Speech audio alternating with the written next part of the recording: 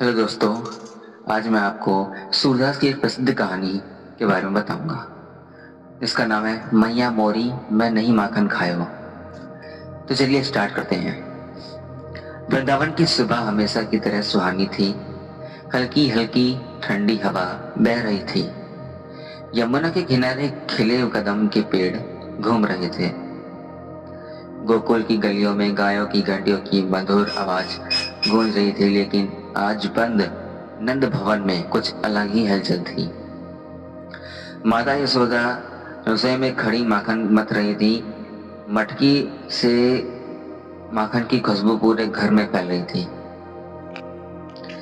तभी बाहर से गोपियों की तेज आवाज सुनाई दी, यशोदा बाहर आओ, आज तो फैसला करना पड़ेगा। माता यशोदा चौंक गई। उन्होंने जल्दी से हाथ पोंछे और बाहर आई। सामने 5-6 गोपियां खड़ी थी और सबके चेहरे पर गुस्सा साफ दिखाई दे रहा था। यशोदा ने मुस्कुराते हुए कहा, क्या बात है बहनों, सुबह सुबह इतनी नाराज क्यों हो? एक गोपी बोली, तुम्हारा लाला अब तो हद कर दी उसने। दूसरी बोली, हमारे घर की मटकी तोड़ दी, सारा माखन खा गया। तीसरी गोपी बोली, और ऊपर से मासूम बनकर भाग गया। यशोदा थोड़ा हंस पड़ी, पर फिर भी खुद को संभालते हुए बोली, अरे मेरा कान्हा ऐसा नहीं है, वो तो बहुत भोला है। इतना सुनते ही सभी गोपियां एक साथ बोल उठी, बोला, तुम्हें दिखाते हैं भोलापन कान्हा, तुम्हें दिखाते हैं तुम्हारा भोला कान्हा। तभी पीछे से एक मधुर आवाज आई, मैया मोरी मैं नहीं माखन खाए हो। सबने पीछे मुड़कर देखा। छोटा सा नटखट कान्हा खड़ा था। आंखों में मासूमियत, चेहरे पर हल्की मुस्कान और होठों पर माखन की सफेद परत। यशोदा ने आंखें तरेरी, कान्हा ये क्या है मुंह पर? कृष्ण तुरंत बोले, मैया ये तो दूध गिर गया था। गोपियां हंसने लगी। एक गोपी बोली, यशोदा इसके हाथ भी देखो।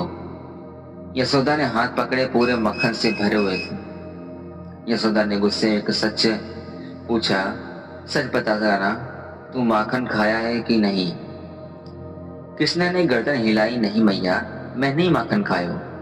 गोपियां बोली, तो ये माखन खुद चलकर इसके मुंह पर गया होगा। कृष्ण तुरंत बोले, हाँ शायद। सब हंस पड़े। असल में कान्हा को माखन बहुत पसंद था, लेकिन सिर्फ खाने के लिए नहीं, वो इसे अपनी लीला के लिए इस्तेमाल करते थे। वो दोस्तों के साथ मिलकर गोपियों के घर जाते, मटकी तोड़ते और माखन खाते और फिर बंदरों को खिला देते। एक दिन बलराम ने पूछा, कान्हा तू इतना माखन क्यों चुराता है? कृष्ण मुस्कुराए, भैया मैं माखन नहीं खाया। भैया ये माखन नहीं है, ये प्रेम है। बलराम समझ नहीं पाए। कृष्ण बोले, हे गोपियां, जब प्रेम में से माखन बनाती हैं तो उसमें उनका प्यार होता है, मैं वही लेने चाहता हूं। आज सुबह कृष्ण अपने दोस्तों के साथ चुपके से राधा की सखी लीला के घर गए।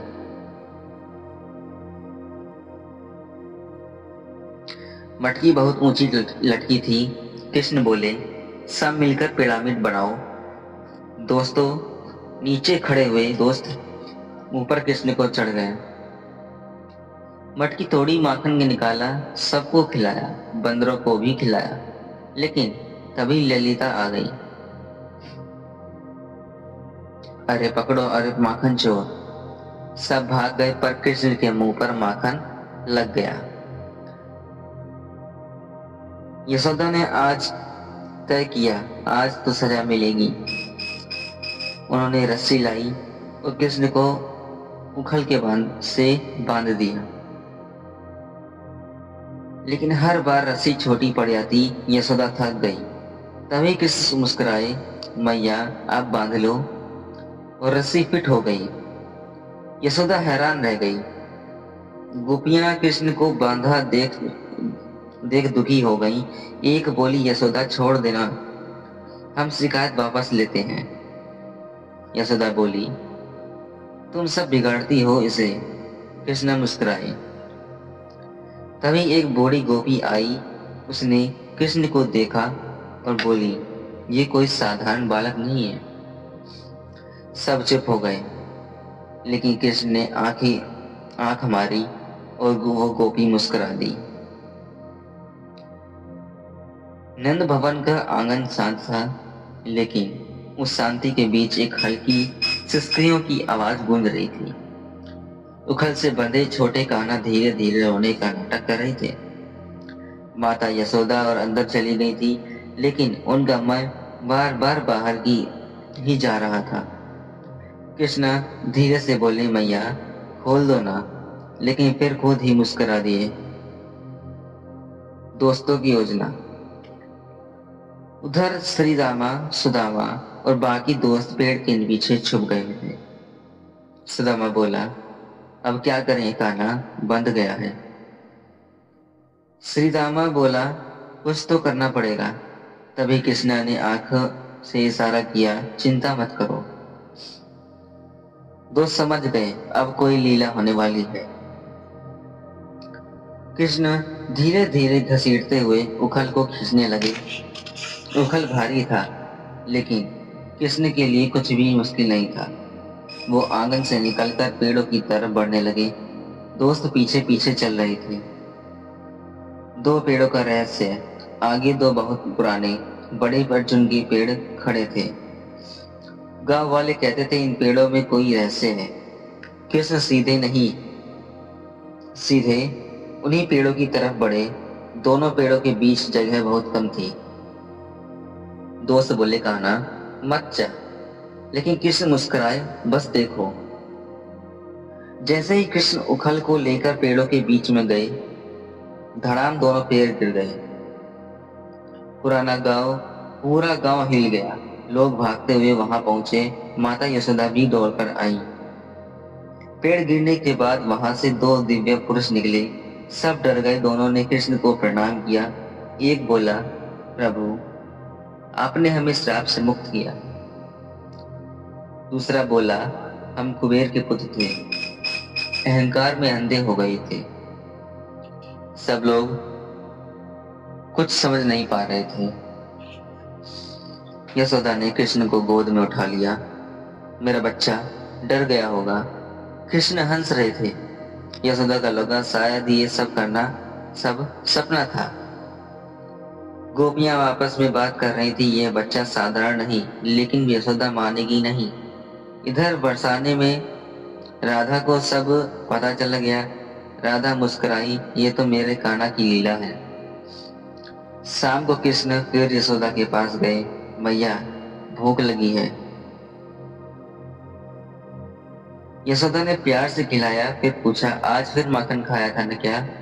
कृष्णा मुस्कुराए, मैया मोरी, मैं नहीं माखन खायो। यशोदा हंस पड़ी। रात में यशोदा ने सपना देखा। सपने में उन्होंने कृष्ण के मुंह में पूरा ब्रह्मांड देखा। वो डर कर उठ गई। कृष्ण पास में सो रहे थे, बिल्कुल मासूम। वृंदावन की सुबह फिर से सुनहरी किरणों के साथ जागी। पक्षियों की चहचहाट, गाहों की कई घंटियों की आवाज और यमुना की आती ठंडी हवा पूरे गोकुल को शांति दे रही थी। लेकिन आज माता यशोदा का मन थोड़ा बेचैन था। रात वाला सपना उन्हें बार बार याद आ रहा था। कृष्ण के छोटे मुंह में पूरा ब्रह्मांड। उन्होंने सिर झटका, नहीं, ये सब मेरा वहम है। मेरा कान्हा तो बस मेरा बच्चा है। उधर कान्हा सबसे ही दोस्तों के साथ हिले निकल गया। आज उन्होंने नई योजना बनाई। कृष्णा बोले, आज हम नंद बाबा के गोदाम का माखन खाएंगे। सुदामा डर गया, अरे वो तो तुम्हारा ही घर है। कृष्णा हंस पड़े, तो क्या हुआ, माखन तो माखन है। सब दोस्त हंसने लगे। उधर गोपियां भी आज तैयार थी। उन्होंने सोचा आज माखन चोर की रंगे हाथ पकड़ेंगे। उन्होंने मटकी के पास घंटी बजा दी। घंटी दरवाजे के पीछे छुप गई। माखन चोरी ने कृष्णा और दोस्त धीरे धीरे अंदर घुसे। कृष्णा बोले, धीरे आवाज मत करना। जैसे ही कृष्ण मटकी के पास पहुंचे, टन टन घंटी बज गई। गोपियां बाहर आ गई, पकड़ लिया। दोस्त भाग गए। कृष्ण खड़े मुस्कुरा रहे थे। गोपियां बोली, आज तो बच नहीं सकता। कृष्ण बोले, मैं तो बस देख रहा था कि माखन सही बना है या नहीं। गोपियां हंस रही थी। अच्छा, तो मुंह पर माखन कैसे आया? कृष्णा, वो हवा से लग गया। यशोदा के पास शिकायत। गोपियां कृष्ण को लेकर यशोदा के पास पहुंची। लो संभालो अपने लाला को। यशोदा ने गुस्से से कहा, कान्हा, लो संभालो अपने लाला को। यशोदा ने देखा कान्हा। कृष्ण धीरे से बोले, मैया, मैं माखन नहीं खायो। बलराम पास खड़े हंस रहे थे। मैया, ये नहीं सुधरेगा। कृष्ण बोले, मैया आप भी ना। धीरे धीरे पूरा गांव बड़ा इकट्ठा होता गया। सब कृष्ण को देख रहे थे, हंस रहे थे। एक बूढ़ा बोला, ये बच्चा नहीं, खुशियों का खजाना है। तभी एक छोटी बच्ची रो रही थी। उसका खिलौना टूट गया था। कृष्ण उसके पास गए, खिलौना हाथ में लिया, मुस्कुराए। खिलौना ठीक हो गया। सब हैरान रह गए। कृष्ण फिर मासूम बन गए। यशोदा ने कृष्ण को गले लगा लिया। तू चाहे जितनी शरारत कर, तू मेरा लाल है। कृष्ण मुस्कुराए। उधर राधा यमुना किनारे बैठी थी। उन्हें पता था आज कान्हा जरूर आएंगे। क्या राधा और कृष्ण की मुलाकात होगी? यमुना किनारे शाम धीरे धीरे उतर रही थी। सूरज की लाल किरणें पानी पर सोने जैसी चमक बिखेर रही थी। हल्की हवा कदम के पेड़ों के हिला रही थी। उसी पेड़ के नीचे धारा राधा बैठी थी। उनकी आंखें रास्ते पर थी, जैसे किसी का इंतजार हो। तभी पीछे से बांसुरी की मधुर आवाज गूंजी। राधा मुस्कुराई, आ गई तुम कान्हा। कृष्ण पेड़ के पीछे से निकले। तुम्हें कैसे पता चला मैं आया हूँ? राधा बोली, तुम्हारी बांसुरी बता देती है। कृष्ण राधा के पास बैठ गए। राधा बोली, आज फिर माखन खाओगे?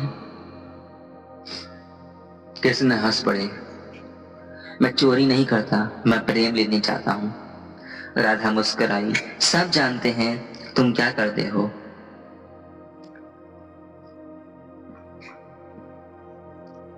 उधर गोकुल में एक नई परेशानी आ गई थी। गाय अचानक दूध कम देने लगी। गांव वाले परेशान हो गए। नंद बाबा बोले, ये कोई साधारण बात नहीं है। कृष्णा ने आसमान की तरफ देखा, फिर बोले, सब ठीक हो जाएगा। असल में जंगल में एक दुष्ट राक्षस आ गया था। वो गांव की खुशियां खत्म करना चाहता था। रात को तेज आंधी आई। गांव वाले डर गए। बच्चे रोने लगे। कृष्णा बाहर आए, आसमान की तरफ देखा, धीरे से मुस्कुराए। आंधी रुक गई। सब हैरान रह गए। अगले दिन कृष्णा जंगल गए। दोस्तों ने पूछा, कहाँ जा रहे हो? कृष्णा बोले, बस एक काम है।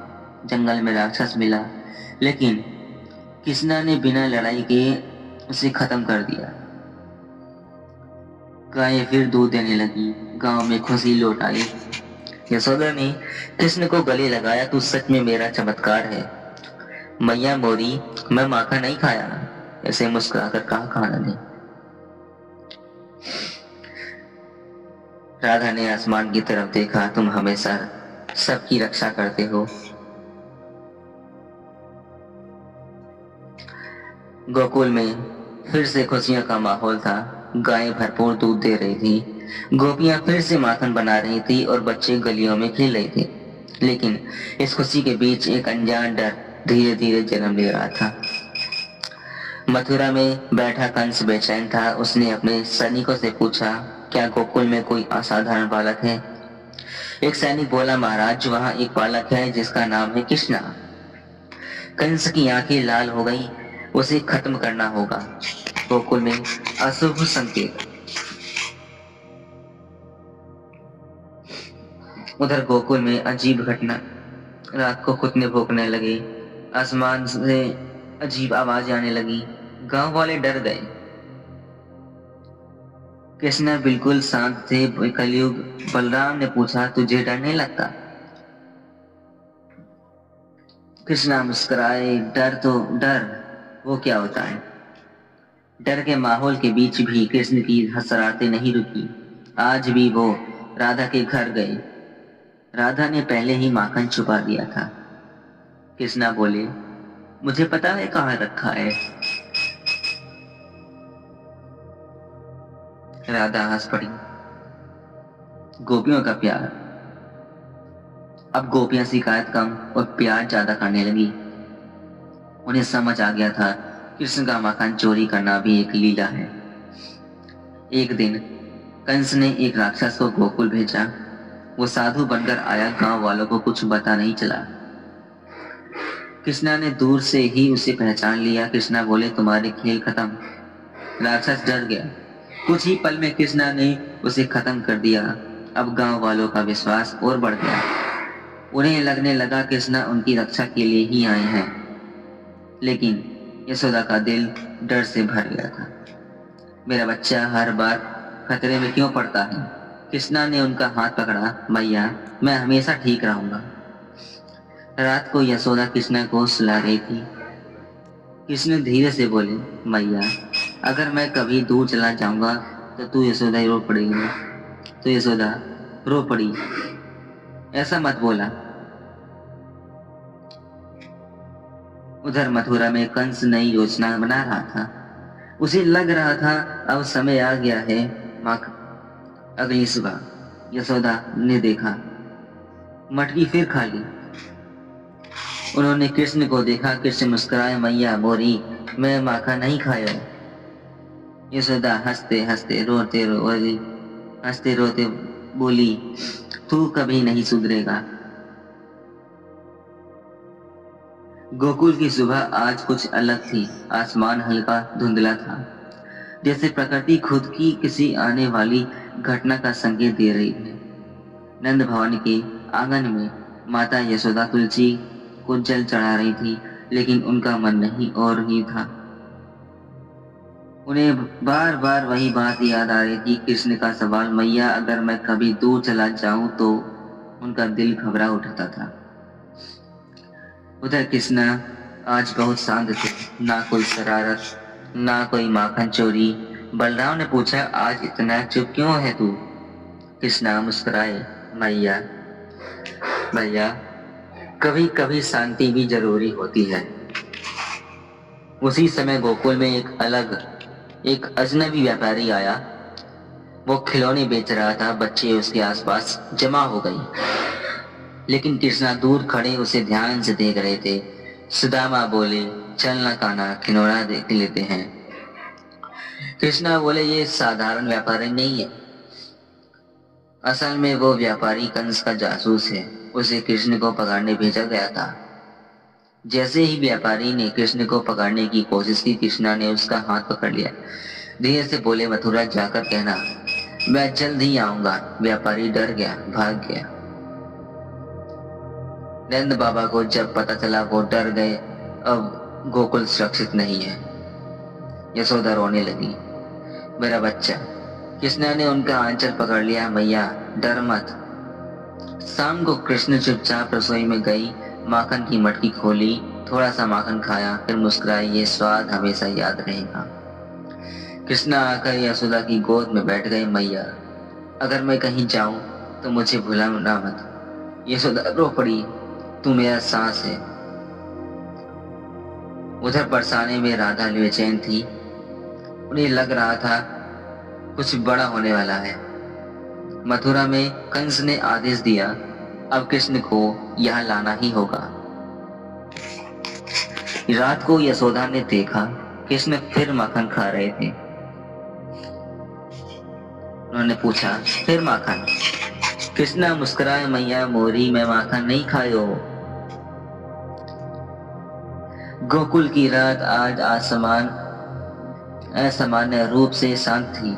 चांद आसमान में पूरा चमक रहा था, लेकिन नंद भवन के आंगन में अजीब सी बेचैनी फैली हुई थी। माता यशोदा कृष्ण को सीने से लगाकर बैठी थी, जैसे उन्हें कहीं खो देने का डर हो। कृष्ण उनकी गोद में सिर रखे आसमान की तरफ देख रहे थे। माता का डर, बेटे की मुस्कान। यशोदा बोली, कान्हा तुम हमेशा मेरे पास रहोगे ना? कृष्णा ने उसकी आंखों में देखा, हल्की मुस्कान दी। मैया मैं हमेशा आपके दिल में रहूंगा। यशोदा समझ नहीं पाई, लेकिन उनका दिल कांप उठा।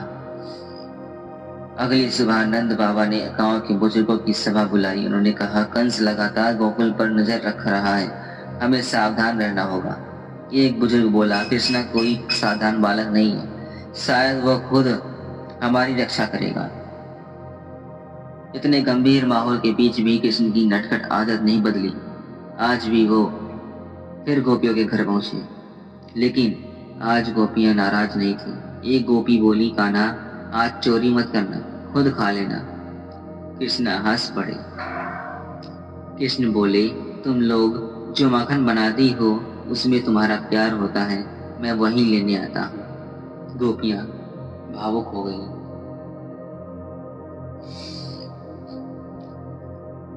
उधर यमुना किनारे और राधा कृष्ण बैठे थे। राधा बोली, तुम्हें जाना होगा ना? कृष्ण चुप रहे, फिर बोले, हर लीला का एक समय होता है। राधा की आंखें भर आई। कंस ने आंकड़े की तैयारी शुरू कर दी। उसने आदेश दिया, जल्द ही कृष्ण को यहाँ लाया जाएगा। गोकुल में लोग कोशिश कर रहे थे कि सब सामान्य रहे। गायें चल रही थी, बच्चे खेल रहे थे, गोपियां गीत गा रही थी, लेकिन सबके दिल में डर था। उस रात यशोदा ने सपना देखा। उन्होंने कृष्ण को विष्णु रूप में देखा। 4 भुजाएं, शंख चक्र गदा, वो डर कर उठ गए। कृष्ण पास में सो रहे थे, बिल्कुल मासूम। कृष्ण रसोई में गए, माखन खाया। यशोदा ने पकड़ लिया। कृष्ण हंसकर बोले, मैया मोरी मैं माखन नहीं खायो। यशोदा भी हंस पड़ी और रो भी पड़ी। ये कहानी यही समाप्त होती है। अगर आपको ये कहानी अच्छी लगी हो, प्लीज कमेंट करिएगा, लाइक करिएगा, ताकि ऐसी ऐसी और कहानियां मैं ला सकूं, बना सकूं। धन्यवाद।